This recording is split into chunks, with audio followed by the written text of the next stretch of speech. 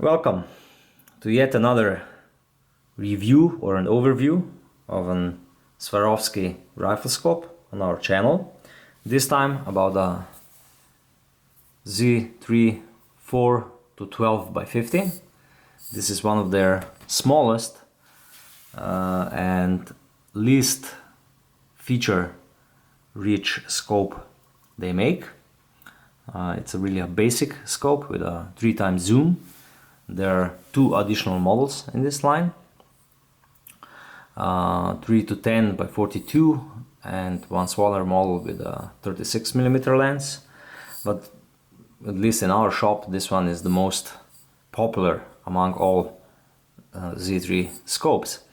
As you probably know, Swarovski is one of the market leaders in the field of sport optics.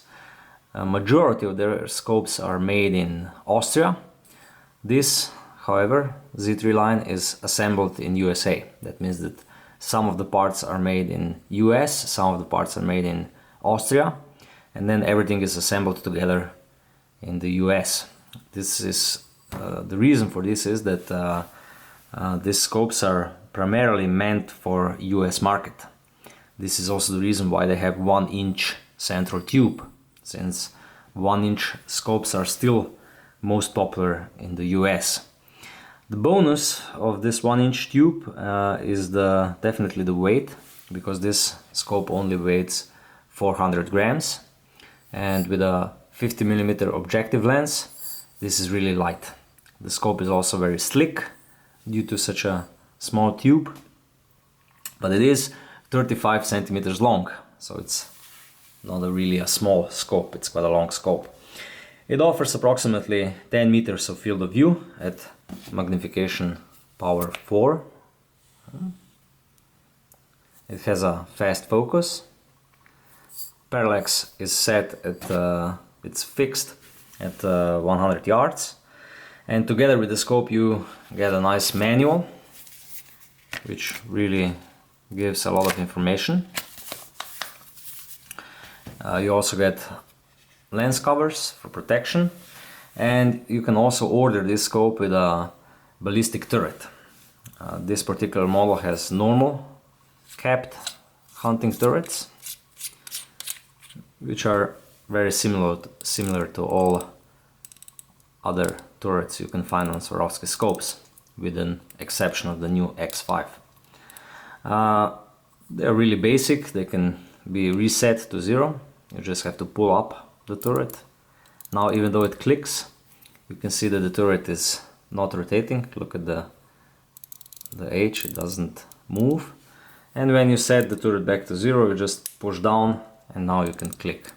The clicks are nice, crisp, audible enough, but I have to say I don't really like plastic turrets, even though I understand why.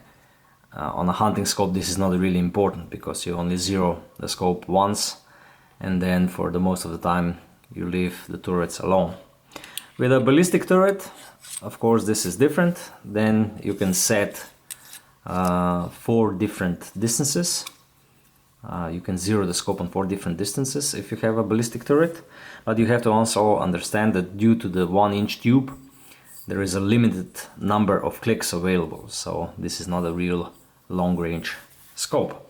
The scope is, however, extremely well made, like expected from Swarovski. It is fully waterproof, filled with dry nitrogen, so there is no internal fogging at low temperatures. And of course it's also recoil proof. Even though it's a 1-inch tube, you can mount this scope on any kind of caliber you wish. What is also really good is the optics, since I think these scopes, together with Calais scopes, are probably the best scopes you can get in regard to the optics in the 1-inch tube housing. That means that there is really not a lot of competition with the optics which would be performing so well, and at the same time would have a 1-inch tube. The reticle is in the second focal plane, so it's located in the eyepiece. That means that when you change the magnification, the reticle always stays the same. That means that at higher magnification, let's say 12, it doesn't cover as much target as front focal plane reticles. What is also nice on this scope is that the Z3 line has a little bit thicker reticles than other illuminated Swarovski scopes. That means that because the reticle is a little bit thicker, not too thick, but still it's well, it's thick enough to be able to see the reticle in low light situations. That means this is a really great bonus, since there is a lot of scopes out there in the market which have no illumination and are very, very thin, which are hardly usable in low light situations. So the engineers at Swarovski probably had in mind that this scope can also be used in Europe, where majority of hunting is done in dusk or dawn, when there is not enough of light. The 4A reticle is the normal version. You can also get the ballistic reticle, BRX, which has small lines beneath the center of the reticle for long-range shooting. Since this is a second focal plane scope, with a ballistic reticle you really need to input some time into all the calculations and to see how to use it. If I make a short summary, so this is a really nicely made, well-made, high-quality rifle scope with 1-inch tube. This is the main factor, since there is a lot of high-quality scopes with 30mm tube. It's very light, only 400 grams. It's probably optimal for older rifles which already have mounts with 1-inch rings. And I do have to mention one more time, it has a really nice reticle which is usable also in low light. The scope could be a little bit shorter, if I would say, where there is still room for improvement.